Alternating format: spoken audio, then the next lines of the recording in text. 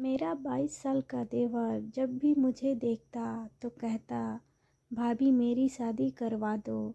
और मुझसे वो शादी की जिद करके बैठ जाता। मैं सारा सारा दिन अपने आप को बचाती और कमरे में छुप कर बैठ जाती। जब मेरा देवर कहीं बाहर जाता तब मैं कमरे से बाहर आती और जल्दी जल्दी घर का काम निपटा लेती। एक दिन मेरा देवर बिना बताए ही कमरे में जाकर छुप गया। जब मैं कमरे में गई मैंने उसे देखा तो मेरे होश ही उड़ गए। उस दिन मेरे देवर ने उस रात जो मेरे साथ किया उसे सुनकर तो आपकी होश ही उड़ जाएंगे, क्योंकि उस रात उसने, मेरा नाम बनीता है, मेरी नई नई शादी हुई थी और मैं रसोई में खाना बना रही थी। तब मेरा देवर रसोई में आया और मुझसे कहने लगा कि भाभी मेरी भी शादी करवा दो, मुझे भी शादी करनी है। मैंने देवर की तरफ पलट कर देखा और देवर से पूछा कि देवर जी आपको किस टाइप की लड़की चाहिए। तभी देवर जी मेरी ओर देखने लगे। जब देवर जी मेरी ओर देखने लगे तो मुझे थोड़ा सा अजीब महसूस होने लगा। देवर जी मुझे सर से पांव तक ताकते रहे और मुझसे कहने लग गए कि भाभी मुझे आपके जैसे ही बीवी चाहिए, वह भी हूबहू आप ही चाहिए। मैं थोड़ा घबरा गई थी क्योंकि मेरे पति भी बाजू में बैठकर खाना खा रहे थे। मैं तुरंत किचन से बाहर आई और बाहर आकर अपने पति के बाजू में बैठ गई। मेरा देवर भी पता नहीं क्यों खाना लेकर आया और मेरे बाजू में बैठ गया। मेरा पति सब कुछ देख रहा था और मेरी सासू माँ भी सामने ही बैठी थी, वह भी खाना खा रही थी। मेरे पति उसे कहने लगे, राजू बस करो, मजाक बहुत हो गया, बाजू में आओ और इधर बैठो। राजू की नज़रें मुझे बहुत ज़्यादा चुभा करती थी। मैं राजू से जितना हो सके उतना दूर ही रहती थी, क्योंकि राजू बार बार मुझसे बहुत ही बदतमीजी से बातें किया करता था। जब भी आता मेरे पास वह कुछ न कुछ घटिया बातें करता और वहाँ से चला जाता, और उन बातों से मुझे बहुत ही ज़्यादा तकलीफ़ होती चली जा रही थी। एक दिन मैं अपने बेडरूम में अपना बाल बना रही थी, क्योंकि मेरी नई नई शादी हुई थी, इसलिए मैंने नया सूट पहन रखा था। मेरे पति का भी आने का समय हो चुका था, इसलिए मैंने अपने आप को संवार रही थी। मैंने बहुत ही प्यारे कलर का सूट पहना था। तब तक राजू मेरे कमरे में आया। मैंने उसे बड़े गुस्से से देखा और उससे कहा, तुम्हें तमीज़ नहीं है, अंदर आने से पहले एक बार दरवाज़ा नॉक किया जाता है, इतना भी तुम्हारे माँ ने तुम्हें सिखाया नहीं है। आज मेरे लहजे में थोड़ी सी सख्ती, गुस्से में मैंने उसे डांट दिया, लेकिन फिर भी राजू कमरे में ही रुका रहा और मुझसे बातें करने लगा। भाभी आप सचमुच बहुत ही प्यारी हो, मुझे आपकी तरह ही एक कमसीन कली चाहिए। मैं राजू को बहुत ही गुस्से वाले लेजर में कहा कि तुम अभी के अभी मेरे कमरे से चले जाओ, वरना मैं आपके माँ से शिकायत कर दूँगी कि आप मेरे कमरे में आते हो और मुझसे ऐसी घटिया बातें करते हो। तब तक मेरा पति अजीत भी आ गया। अजीत मुझे देखने लगा और कहने लगा, क्या कर रही हो। मैंने उससे कहा कि आपका भाई कब से बेडरूम में है, वह जा ही नहीं रहा है, 5 मिनट हो गए। मैं उसे समझा रही हूँ कि तू मेरे कमरे से निकल जा। तब तक राजू मुझसे कहने लगा, अरे नहीं भाई, मैं तो 2 घंटे से भाभी के पास ही खड़ा हूँ और हम लोग बातें भी कर रहे हैं। अजीत ने बड़ी गुस्से से मेरी ओर देखा। मैंने अजीत से कहा, नहीं यह झूठ बोल रहा है। लेकिन राजू फिर मेरे पति से कहने लगा, अरे भाई भाभी झूठ बोल रही है, मैं तो 2 घंटे से भाभी के साथ गप्पे लड़ा रहा हूँ। मैं फिर भी अजीत से कहा, अजीत यह झूठ बोल रहा है। तभी मेरे पति राजू से कहा, राजू तुम अभी यहाँ से निकल जाओ। लेकिन मेरे पति आज बहुत ही ज़्यादा गुस्से में नज़र आ रहे थे। मेरे पति को मेरे ऊपर शक हो रहा था। मैं और अजीत आज घूमने जाने वाले थे, लेकिन पता नहीं अजीत का आज मूड अचानक से ख़राब हो गया और उसने कहा कि मेरा सर दर्द हो रहा है, तुम जाओ और मेरे लिए चाय बनाकर लेकर आओ। मैं किचन में चली आई। मैं बहुत ज़्यादा ही परेशान थी। मुझे बहुत ज़्यादा डर लग रहा था, क्योंकि मुझे ऐसा लग रहा था ऐसे मेरे देवर की वजह से मेरा पति अजीत मुझ पर शक ना करना शुरू कर दे। मेरा पति कुछ ज़्यादा ही शांत स्वभाव का था। उसे बिल्कुल भी ज़्यादा बात करना पसंद नहीं था। हमेशा अपना बहुत ज़्यादा ध्यान रखा करता था। वह बस सबसे काम से काम रखा करता था। ऑफिस जाना, ऑफिस से आना, टाइम पर खाना खाना और टाइम पर सो जाना। मेरा पति बहुत ही अच्छा इंसान था। मेरे पति को बिल्कुल भी झूठ बात पसंद नहीं थी, इसलिए मुझे बहुत ज़्यादा डर लग रहा था राजू, क्योंकि बार बार झूठ पर झूठ बोला चला जा रहा था। मैं यह सब सोचते सोचते चाय बना रही थी। चाय बनाकर रेडी हो गई, लेकिन मुझे याद ही नहीं रहा कि मुझे अजीत को ऊपर ले जाकर चाय देनी है। मैं चाय लेकर आई और डाइनिंग टेबल पर बैठ गई। वहाँ पर डाइनिंग टेबल पर ही मेरा देवर आकर बैठ गया। डाइनिंग टेबल पर जैसे ही मैं बैठ गई, अजीत भी ऊपर से नीचे आया और मेरे बाजू में बैठ गया। मेरी सासू माँ सामने ही बैठी हुई थी। तभी मेरी सासू माँ मुझसे कहने लगी कि मेरी भाजी की जगह तुमने ले ली है, क्योंकि आज तुम यहाँ पर हो बस मेरी भाजी की वजह से ही हो। मेरी भाजी बहुत ज़्यादा बीमार हो गई और मेरी भाजी को मलेरिया हो गया और वह जान से गई, वरना आज तुम्हारी जगह अजीत की पत्नी मेरी भाजी होती। और तब तक राजू बोला कि यह मेरी बीवी होती। सासू माँ राजू के चेहरे पर देखा और पीठ पे जोर से गुड्डा डाला और उससे कहा कि यह तुम्हारी भाभी है, तुम अपनी भाभी के बारे में ऐसी बातें ना करो, तो ही अच्छा है। अजीत मेरी और गुस्से से देख रहा था। मैं और अजीत बेडरूम में सोने के लिए चले गए, लेकिन अजीत का मूड आज कुछ ज़्यादा अच्छा नहीं लग रहा था। अजीत मुझे उखड़ा उखड़ा ही नज़र आ रहा था। अजीत ने मेरी ओर पीठ करके सो गया।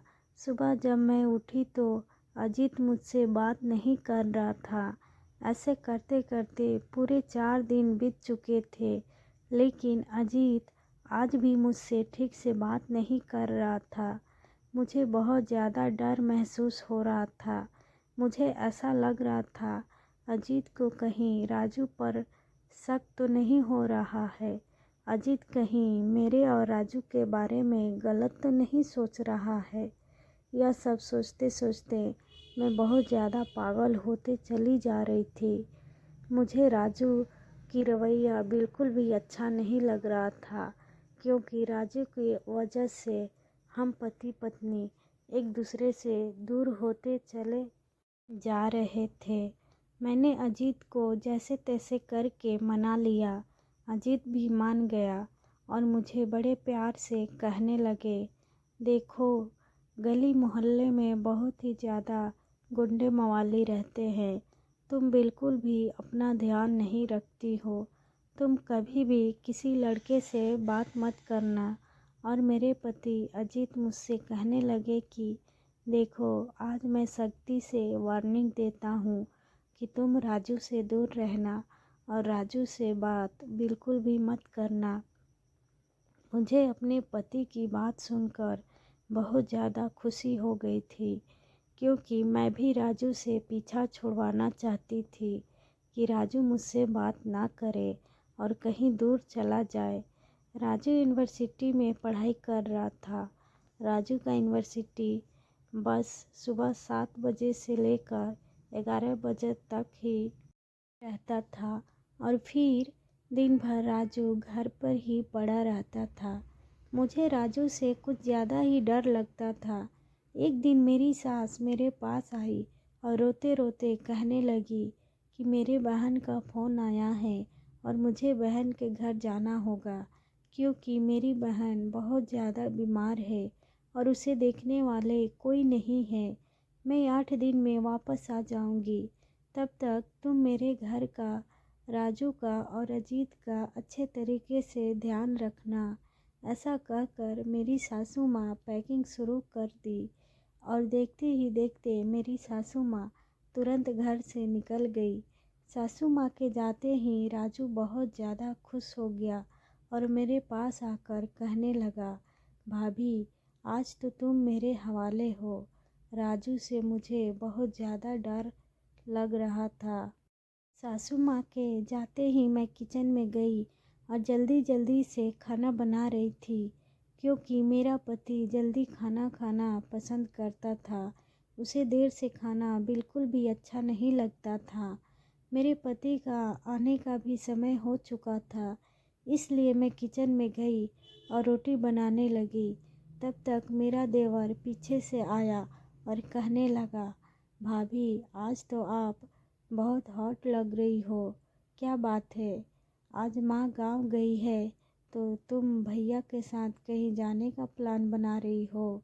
मैं राजू को देखा और राजू से कहा, देखो तुम अपने काम से काम रखो, ज़्यादा मेरे मामले में टांग अड़ाने की तुम्हें कोई भी ज़रूरत नहीं है। तुम यहाँ से चले जाओ, वरना मैं तुम्हारे भाई से शिकायत कर दूँगी कि तुम मेरा हमेशा पीछा करते हो और मुझसे गलत गलत बातें किया करते हो। तभी राजू बड़े प्यार से कहा, जाओ मेरी शिकायत भाई से कर दो। मुझे राजू से बहुत ज़्यादा डर लगने लगा था। मैंने डरते डरते जल्दी जल्दी खाना बनाया और खाना बनाकर बाहर आकर बैठ गई। लेकिन राजू मेरे पीछे पीछे आकर मेरे पास बैठ गया। मुझे आज हद से ज़्यादा ही डर महसूस होने लग गया था, क्योंकि अब अजीत का आने का भी समय हो चुका था। अगर अजीत मुझे और राजू को अकेले कमरे में देखा तो बहुत ज़्यादा गुस्सा करता। दरवाजे की घंटी बजी और मैंने दरवाज़ा खोला तो देखा कि अजीत ही आया हुआ है। अजीत को आते ही मैंने पानी दिया और चाय बनाने के लिए किचन में चली गई। लेकिन राजू अजीत के सामने मेरे साथ बदतमीजी कर रहा था। मुझे बहुत अजीब महसूस हो रहा था और मुझे डर भी लग रहा था, कहीं अजीत आज मुझे जान से ना मार दे। लेकिन अजीत आज कुछ ज़्यादा ही थक चुका था। आते ही उसने मुझसे पूछा कि माँ कहाँ है। मैंने कहा कि माँ आपके गांव चली गई है। आपके मौसी की तबीयत कुछ ज़्यादा ही ख़राब है, इसलिए आपकी माँ मौसी के यहाँ चली गई है। आपकी माँ ने कहा है कि 8 दिन में वापस आ जाऊंगी, आप अपना ध्यान रखना, ऐसा आपको कहा है। अजीत आज कुछ ज़्यादा ही थक गए थे, इसलिए उन्होंने खाना खाया और खाना खाते के साथ ही अपने कमरे में चले गए और जाते ही सो गए। मैं नीचे किचन में सामान ठीक से रख रही थी। मैं बर्तन धोई और बर्तन धोकर ऊपर जाने लगी। तब तक राजू आया और मुझसे कहने लगा, भाभी देख लेना, अब 1 महीने तक तुम मेरे हवाले हो। राजू मुझे कुछ हद से ज़्यादा ही परेशान कर रहा था। ऐसा लग रहा था कि मैं राजू का मुंह तोड़ दूं, लेकिन वह मेरा देवर था। मैं उसके साथ बदतमीजी नहीं कर सकती थी, इसलिए मैंने बस उसे इतना ही कहा कि तुम आज के बाद मेरा नाम नहीं लोगे और मेरे आगे पीछे नहीं घूमोगे। बताओ राजू मुझसे बड़ी गुस्से में कहने लगा, याद रखना, इसका बदला मैं आपसे लेकर रहूँगा, क्योंकि आपने मुझे बहुत ज़्यादा बदतमीजी से बात करी है। आज अजीत ऑफिस के लिए जल्दी निकल गए, इसलिए मैं सुबह जल्दी ही उठकर टिफ़िन बनाकर दे दी, क्योंकि अजीत को ऑफिस का खाना बिल्कुल भी अच्छा नहीं लगता था और अजीत अपनी सेहत का कुछ ज़्यादा ही ध्यान रखा करते थे। अजीत ऑफिस के लिए चले गए। मैं भी नीचे आकर खाना बनाने में लग गई, क्योंकि देवर अभी घर पर ही मौजूद था। लेकिन मेरे दिल में बहुत ज़्यादा डर महसूस हो रहा था कि देवर और मैं घर पर अकेले ही हैं, क्योंकि अजीत को यह वाली बात पता चलती तो अजीत बहुत ज़्यादा गुस्सा होता। मेरा देवर आज कॉलेज बंद किया था और घर पे ही रुका था। मैंने देवर से पूछा कि आज तुम कॉलेज क्यों नहीं गए, तो मेरे देवर ने आज मुझे बड़ी ही कमीनी स्माइल दी और अपने बेडरूम में चला गया और मुझसे कहने लगा कि चाय बनाकर रेडी रखना, मैं अभी नहा कर आता हूँ। पता नहीं सुबह से मेरा देवर घर पर कहीं दिखाई नहीं दे रहा था। मैं भी उस पर ज़्यादा ध्यान नहीं दिया और सीधा अपना जल्दी जल्दी काम ख़त्म करने में लग गई थी। मैं जल्दी जल्दी काम ख़त्म किया और मैं अकेले ही बैठकर खाना खाया और मैं टीवी देखने में लग गई। मुझे दोपहर की टीवी सीरियल देखना बहुत ज़्यादा पसंद था। मैं टीवी सीरियल देखने में मगन हो गई। मैं थोड़ी देर टीवी देखी और सीधा जाकर अपने बेडरूम में सो गई। जैसे ही मैं बिस्तर पर लेटी, मैंने देखा कि मेरे बदन पर किसी ने हाथ डाला हुआ है। मैंने पलट कर देखा तो मेरा देवर था। मैं ज़ोर से चीख पड़ी। मैं चीखते चीखते दरवाजे की ओर भागने लग गई। तब तक सामने से अजीत आ गए और मैं अजीत से बहुत ज़ोर से टकरा गई। मुझे कुछ भी समझ में नहीं आ रहा था कि यह सब कुछ क्या हो रहा है, क्योंकि अजीत तो रात में 10 बजे लौट के आते थे और आज तो दोपहर के 2 ही बज रहे थे और अजीत घर पर आ चुके थे। मेरा देवर कमीनी स्माइल दे रहा था। मेरे देवर ने शर्ट नहीं पहना हुआ था, उसने बस नीचे पैंट पहनी हुई थी। यह सब देखकर अजीत को बहुत ज़्यादा गुस्सा आया और उसने मुझे धक्के देकर घर से निकाल दिया। मैंने अजीत के पैर में गिरकर माफ़ी मांगी। मैंने कहा, अजीत, इसमें मेरी कोई गलती नहीं है। मैं तुम्हारे भाई के साथ कोई भी गलत हरकत नहीं की है। अपने भाई से पूछो। लेकिन राजू बहुत ही कमीनी स्माइल दे रहा था, इसलिए अजीत को यकीन हो गया कि यह सब मेरा ही किया धरा है और अजीत ने मुझे घर से धक्के देकर निकाल दिया और मुझे मेरे मायके में भेज दिया। मुझे मेरे मायके में आकर 3 महीने हो चुके थे। इतने महीनों में अजीत ने मुझे कॉल भी नहीं किया था, ना ही कोई मैसेज डाला था। लेकिन एक दिन मैं दरवाजे पर बैठकर अजीत का इंतज़ार कर रही थी, लेकिन अजीत मुझे लेने के लिए नहीं आया। तभी मैंने देखा कि मेरी सासू माँ, अजीत और राजू मेरे घर पर आए हुए हैं। मैं अजीत को देखकर बहुत ज़्यादा खुश हो गई, लेकिन राजू को देखकर मेरा दिल में बहुत ज़्यादा नफ़रत हो गई, क्योंकि मैं राजू का चेहरा तक नहीं देखना चाहती थी और राजू मेरे सामने आ चुका था। मुझे बड़ा गुस्सा आ रहा था कि राजू मेरे घर पर आया है। सासू माँ आते ही मेरे दोनों हाथ को थामने लग गई और मुझसे माफ़ी मांगने लग गई। सासू माँ मुझसे कहा कि बेटा, मुझे माफ़ कर दो, मुझे यह सारी बात पता नहीं थी। मैं कल ही यहाँ पर आई हूँ, तब मुझे पता चला कि अजीत ने तुम्हारे साथ क्या किया है और इसमें राजू का कितना बड़ा हाथ है। तभी राजू मेरे पास आया और मेरे पैरों में गिरकर माफ़ी मांगने लगा। वह मुझसे कहने लगा कि भाभी, मुझे माफ़ कर दो। मैं तो तुम्हें पहले से ही अपनी माँ मानता हूँ, लेकिन भाई का स्वभाव कुछ कुछ ज़्यादा ही शकी वाला था, इसलिए मैं भाई का स्वभाव चेंज करना चाहता था। इसलिए मैं तुम्हारे साथ ऐसी हरकत किया करता था। लेकिन मुझे नहीं पता था कि भाई एक दिन मेरे ऊपर ही शक करेंगे।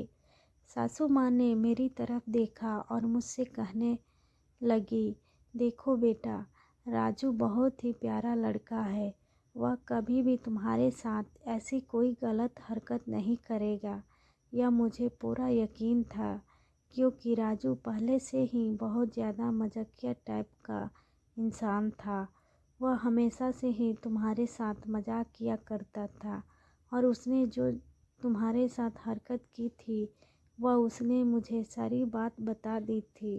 और वह मुझसे हमेशा कहता था, देखो आज मैं भाभी के साथ इतना बड़ा मजाक किया है, और आज भाभी मुझ पर बहुत ज़्यादा गुस्से में चिल्ला रही थी। अजीत मेरे पास आए और मुझे ज़ोर से गले लगा कर कहने लगे कि बनीता, मुझे माफ़ कर दो। मैं बहुत बड़ी गलती की थी जो तुम्हें घर से निकाल दिया था, और मैं तुम्हारी कोई भी बात नहीं मानी थी। मुझे उस वक्त तुम्हारी बात मान लेनी चाहिए थी। मुझे अपने भाई पर और तुम पर शक नहीं करना चाहिए था। मेरे भाई को पहले से ही पता था कि मैं बहुत ज़्यादा शक्ति इंसान हूँ, इसलिए मेरा भाई ने तुम्हारे साथ खेल खेला था। तुम्हारे जाने के बाद मैं अपने भाई से सब कुछ पूछा, तब मेरे भाई ने मुझे सारी सच्चाई बता दी थी कि उसने तुम्हारे साथ कितना बड़ा मजाक किया था। लेकिन मैं तुम्हें किस मुंह से लेने के लिए आता, इसलिए मैं तुम्हें 3 महीने तक लेने के लिए ही नहीं आया। लेकिन मैं 3 महीने तक सोया ही नहीं। जब मन में आए तब जब माँ आई तब मैंने माँ को सब कुछ बता दिया। मैंने माँ से भी माफ़ी मांगी, और मैंने माँ से कहा कि मुझे आज ही शाम को लेने जाना है। तब माँ भी जल्दी से मान गई और हम सब यहाँ पर चले आए। मैं अब अजीत के साथ बहुत ज़्यादा खुश हूँ, और कोशिश करती हूँ कि अजीत कभी भी मुझ पर शक ना करे। इस तरीके से मैं रहती हूँ, लेकिन अजीत ने मुझे एहसास दिलवाया है कि कभी भी मुझ पर शक नहीं करेगा। लेकिन मेरा मानना यह है कि रिश्तों की डोरी इतनी कच्ची नहीं होनी चाहिए कि किसी ने हल्का सा भी धक्का दिया और वह रिश्तों की डोर टूट जाए। इसलिए हमेशा एक दूसरे पर विश्वास बनाए रखें। दोस्तों, उम्मीद करती हूँ कि आपको हमारी कहानी पसंद आई होगी। कहानी पसंद आई है तो वीडियो को लाइक करें, चैनल पर नए हैं तो चैनल को सब्सक्राइब करें, और नोटिफिकेशन बेल को ज़रूर दबाएं ताकि अगली अपडेट सबसे पहले आपको मिले। कहानी सुनने के लिए धन्यवाद दोस्तों।